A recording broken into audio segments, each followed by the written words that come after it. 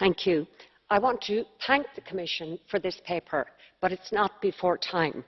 Often, the debate on globalisation is polarised.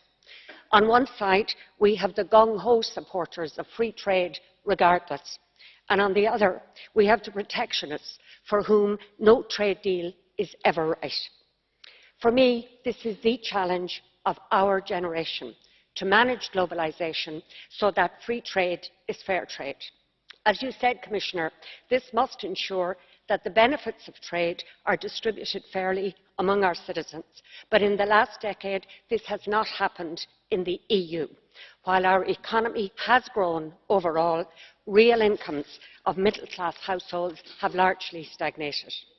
And Commissioner, some of the messages we send to our citizens are contradictory. We, for example, have extrajudicial courts to enforce investors' rights, but no binding mechanism to enforce environmental standards, health and safety standards and decent work conditions. However, I do welcome this paper and the work done by Commissioner Vestager in trying to ensure that large corporations pay their fair share of tax, a crucial element for fair globalisation.